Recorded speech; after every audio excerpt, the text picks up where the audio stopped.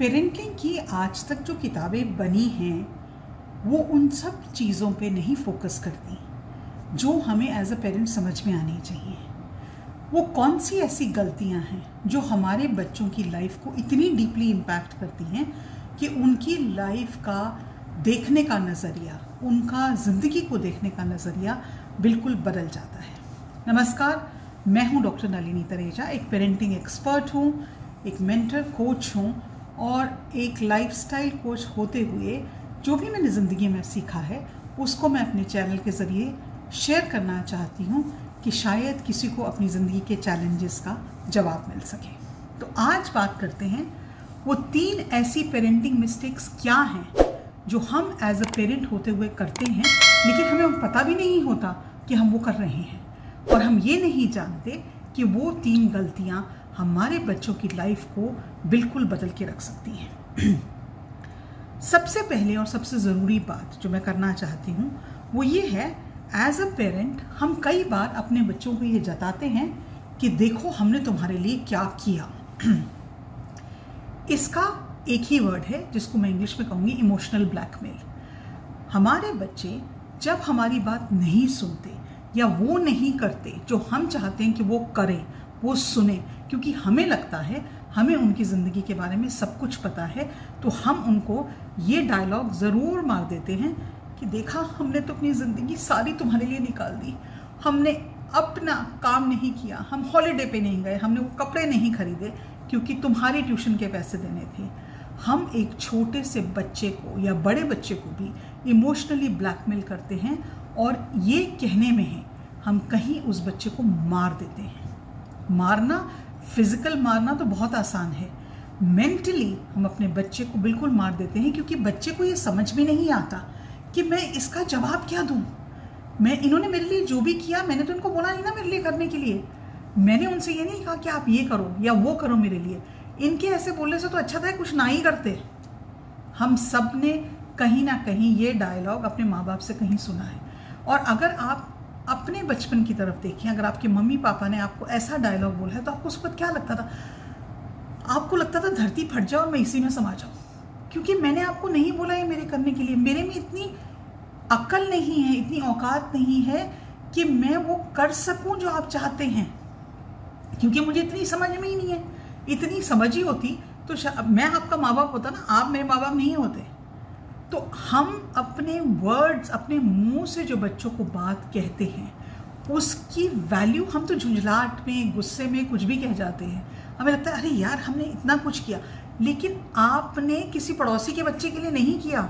ये reality check है, आपने अपने बच्चे के लिए किया, आपको किसी ने फोर्स नहीं किया, आपने वो चॉइस की कि आप अपने बच्चे के लिए वो करें।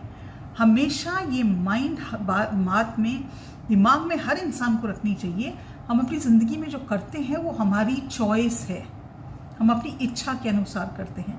कई बार जब हम अपने बच्चों से ऐसे झुंझला के बात करते हैं, हम ये नहीं जानते कि हमारी हर वर्ड, हर लफ्ज़ में एक ताकत है। वो ऐसी ताकत है, या तो हमारे बच्चे को बिल्कुल पूर्ण तरह से लव से बिल्कुल भर देगी या उसकी ज़िंदगी को काट के रख देगी। जब हम इमोशनली ब्लैकमेल अपने बच्चे को करते हैं, ऐसे लफ्ज़ अपने मुंह से निकालते हैं, तो आपने ज़िंदगी भर के लिए अपने बच्चे को एक ऐसा ज़ख्म दिया है जो कभी नहीं भरता है। कभी भी अपने बच्चे को ऐसी बातें अपने मुंह से मत निकालें जो उसको हमेशा के लिए बिल्कुल तोड़ के रख देगी। आप जब ये कहते हैं कि हमने तुम्हारे लिए ये सब किया, आप क्या जताना चाह रहे हैं अपने बच्चे को? आप उसको ये लफ्ज़ कह के क्या बताना चाह रहे हैं कि तुम मेरे पे एक बोझ हो? क्योंकि जो इंसान बिना किसी इच्छा के किसी के लिए कुछ करता है, जो माँ बाप का एक फ़र्ज़ है, unconditional love is the job of a parent, तो उसमें तो गुंजाइश होती ही नहीं ना कि मेरे लिए तुम कुछ करो। मैंने तो अपने प्यार की वजह से, अपने अफेक्शन की वजह से आपके लिए वो करके किया है जो मुझे करना चाहिए। वो मेरा फ़र्ज़ था, मेरी रिस्पॉन्सिबिलिटी थी, मेरा जॉय था, मेरी ज़िंदगी का एक इतना महत्वपूर्ण हिस्सा था, इतनी खुशी का मौका था कि भगवान ने मुझे एक ऐसा गिफ्ट दिया जिसके लिए मैं कुछ कर सकूं। जहां आपने उसको जता दिया, आपने तो वो सारा गिफ्ट पानी में फेंक दिया। You have let go of the beautiful things of everything that you have done for your child because you have destroyed the basic tenet of parenting. आपने बच्चे को जताया कि तेरी वजह से, तेरे कारण से, तुम्हारी वजह से हमने ये नहीं किया, तुम्हारी वजह से हमने ये नहीं किया, तुम्हारी वजह से हम ये करना चाहते थे, हम जिंदगी में नहीं कर पाए और तुमने उसका अवज दिया। आपके बच्चे की जिंदगी उसकी है, आपकी नहीं है। ये क्लैरिटी मैंने अपनी पेरेंटिंग वर्कशॉप्स में, मैंने काउंसलिंग में, मेंटरिंग में पेरेंट्स से हमेशा कही है। ये ज़िंदगी आपकी नहीं है।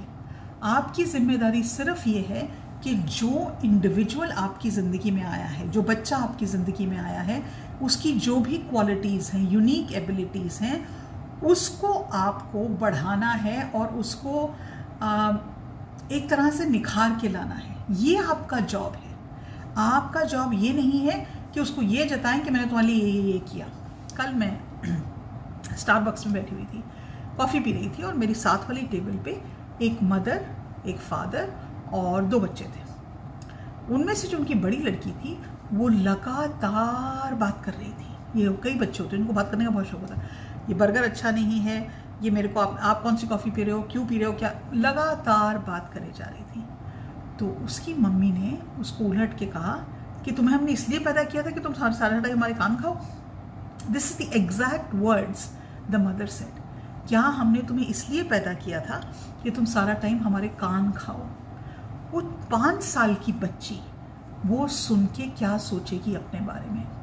उसे क्या लगेगा कि मुझे बात ही नहीं करनी चाहिए, इनको मेरी आवाज़ नहीं अच्छी लगती और मैं तो बात करती हूँ क्योंकि मुझे बात करना अच्छा लगता है, इसमें बुरा क्या है? और पेरेंट्स आगे एक्सप्लेनेशन कुछ नहीं देते।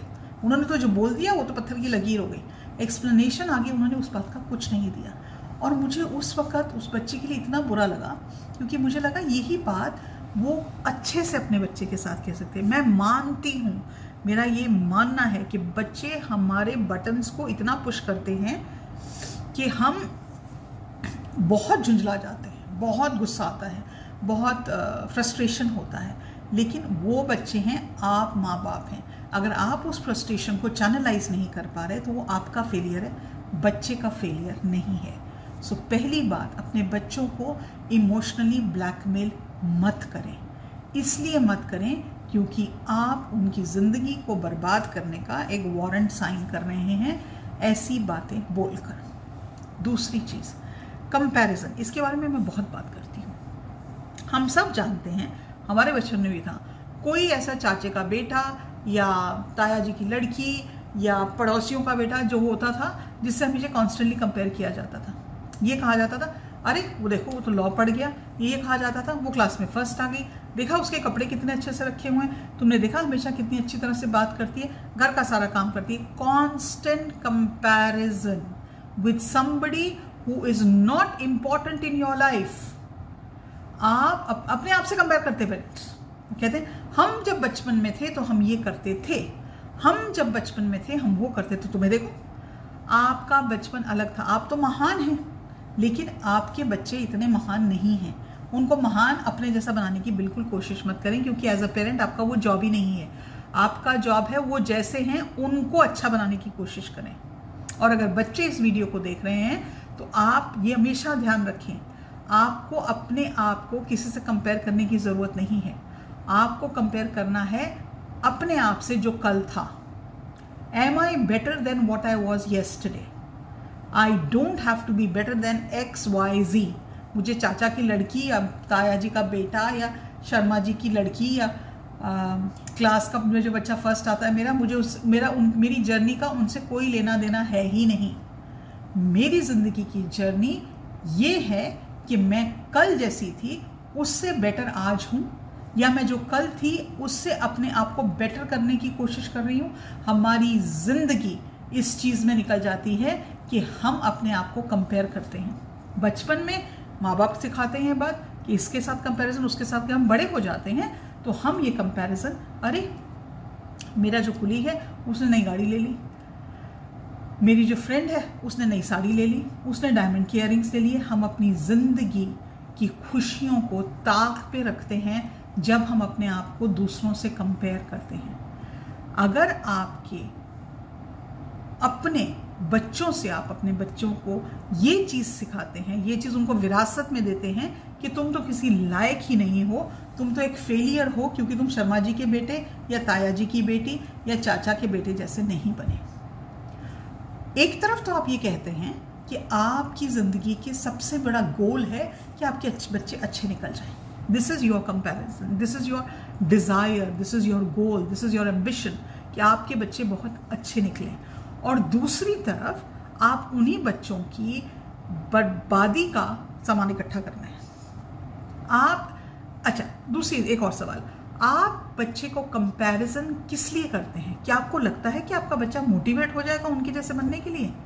क्या आपका बच्चा ये सोचेगा अरे वाह मम्मी उस दीदी की तो बहुत तारीफ कर रही है, मुझे उसके जैसा बनना है? नहीं, वो बच्चा पहले तो उस दीदी को हेट करेगा क्योंकि उसको लगता है कि मेरे हिस्से का प्यार या लव मेरे माँ बाप तो उस दीदी को दे रहे हैं।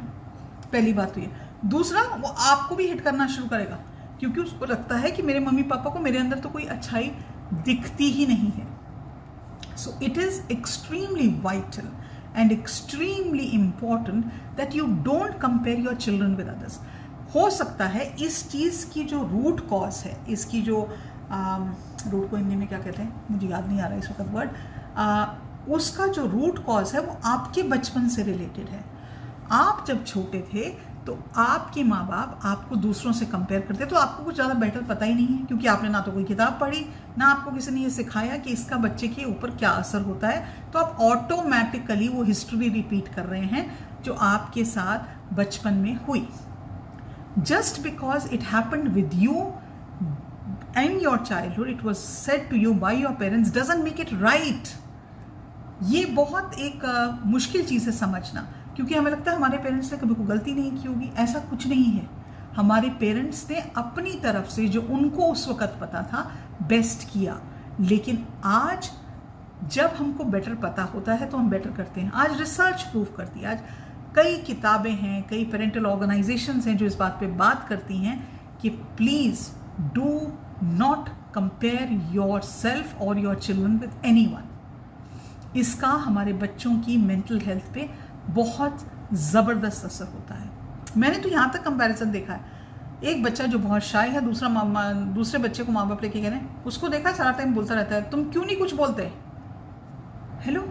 या कोई बच्चा जो बहुत ज़्यादा बोल रहा है, पेरेंट्स कहते हैं वो देखो कितने आराम से बैठा है, तुम क्यों नहीं चुप रहते। आप अपने बच्चे की पर्सनैलिटी को नहीं चेंज कर सकते। आपका बच्चा जैसा है वैसा है। Why are you trying to push your child to become an unhappy human being? और ऊपर से आप ये क्लेम करेंगे कि हम तो अपने बच्चे का भला ही चाहते हैं।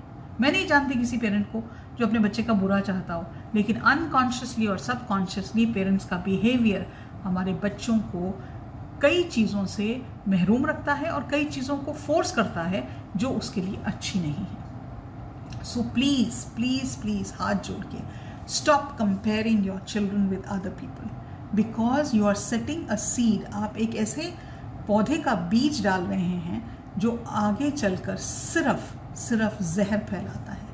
वो कोई भी अच्छी चीज़ नहीं लाता, ना आपकी ज़िंदगी में ना आपके बच्चे की ज़िंदगी में। तीसरी और बहुत इम्पॉर्टेंट चीज़ जो मैं बात करना चाहती हूँ as a mental health counsellor, as a therapist, जो इंडिया में बहुत आग की तरह फैल रही है, वो है बच्चों के मेंटल हेल्थ इश्यूज़। 4 लोगों में से एक इंसान को इंडिया में मेंटल हेल्थ का इशू होता है और इसका सबसे ज़्यादा नंबर जो है वो 14 से लेके 28 साल की उम्र तक का है। वेरी करता है, 2-3 साल इधर या उधर। हमारे बच्चों का लाइफ में प्रेशर बहुत ज़बरदस्त है। हमारे बच्चों की बुलिंग बहुत ज़्यादा होती है। हमारे बच्चों के हार्मोनल इश्यूज़ बहुत होते हैं।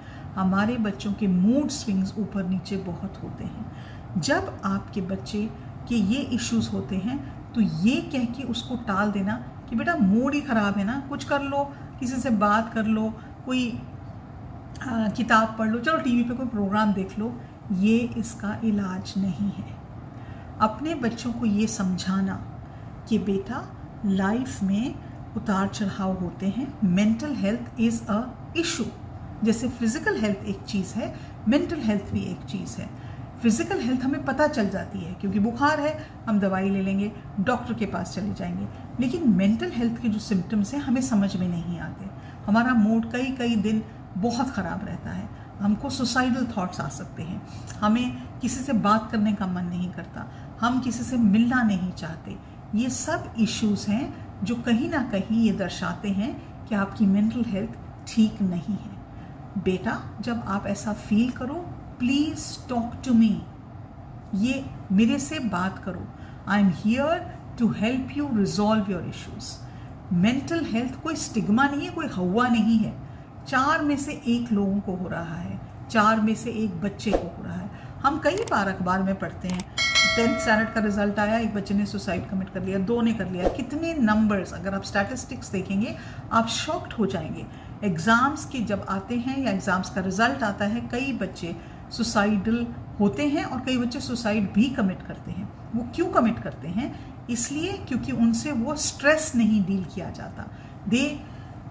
अगर मार्क्स कम आते हैं तो उनको लगता है I have let my parents down, और पेरेंट्स इतने ज़्यादा हावी होते हैं बच्चों पे कि पेरेंट्स को समझ में ही नहीं आता हमने बच्चों पे कितना प्रेशर डाल दिया है। तो बच्चे, कुछ समझ में नहीं आता बच्चे को। He says I am a failure now, what should I do, मैं तो बिल्कुल, मैं ज़िंदगी में कुछ कर ही नहीं पाऊंगा। And then they take extreme steps. Mental health की कन्वर्सेशन घर में करना बहुत ज़रूरी है।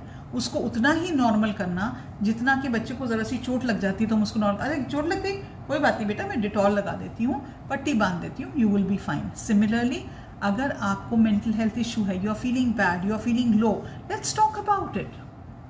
Why are you feeling low? What is wrong? What happened in the school? Are you worried about your examination?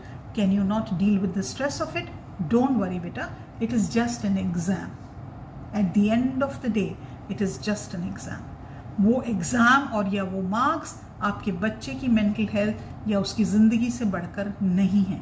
So mental health की conversation को घर में लाना, इसको नॉर्मल करिए। स्पेशली अगर आपके बच्चे 10 साल से ऊपर के हैं तो इस चीज़ को, इस टॉपिक को घर में इंट्रोड्यूस करना बहुत ज़्यादा ज़रूरी है। इसलिए ज़रूरी है क्योंकि अगर हम ये बात अपने बच्चों से नहीं करेंगे तो कौन करेगा? स्कूल में तो मेंटल हेल्थ की बात करते नहीं हम बच्चे अपने दोस्तों से बात नहीं, दोस्तों से और बढ़ा सके, I am the hero, I am this, I am that, you have to be cool. Children को कूल, बच्चों को कूल होना होता है, उनको ये नहीं दिखाना कि मैं किसी भी तरह से कमज़ोर हूँ। तो अगर हम ये बातें नहीं करेंगे तो बच्चे के पास कोई वाया मीडिया नहीं है, कोई तरीका नहीं है कि ये वो बातें किसी और से कर सके। तो ये 3 चीज़ों के बारे में आप बहुत ज़्यादा ध्यान, गौर से इस पे फोकस करें, क्योंकि अगर आप इन चीज़ों को एड्रेस नहीं कर रहे हैं as a parent, so somewhere you are completely failing your child. आप कहीं पे अपने बच्चे को बिल्कुल फेल कर रहे हैं। बच्चे के पास आपके अलावा इन चीज़ों के लिए बात करने के लिए कोई भी नहीं है। और एज अ पेरेंट मैं ये जानती हूँ, हम ये सब जानते हैं, हम चाहते हैं हम अपना बेस्ट करें अपने पेरेंट्स के, बच्चों के लिए। हम उनको इनकरेज करें कि वो अपना बेस्ट वर्जन बन सकें। और ये 3 चीज़ें जब हम एड्रेस नहीं करते, हम उनको बिल्कुल नीचे गिरा रहे हैं। हम उनका लेवल, उनकी हेल्थ, उनकी फ्यूचर को एक तरह से माचिस की तीली टच लगा रहे हैं, क्योंकि हम ये नहीं समझ पा रहे हैं कि वो जो छोटी छोटी चीज़ें जिसमें हमें एज अ पेरेंट फोकस करना चाहिए, जब हम नहीं करते तो हम अपने बच्चों की ज़िंदगी को आगे बढ़ाने के अलावा बैकवर्ड मोड में डालते हैं। मैं उम्मीद रखती हूँ आपको इन चीज़ों के बारे में ध्यान देने का जिम्मेदारी समझ में आएगी। और ये वीडियो अगर आपको अच्छा लगता है तो ज़रूर कमेंट करें। Please write down what are your challenges as a parent, और मैं कोशिश करूँगी उनको रिजॉल्व करने की या कोई सॉल्यूशंस देने के लिए। आज के लिए इतना ही। नमस्कार।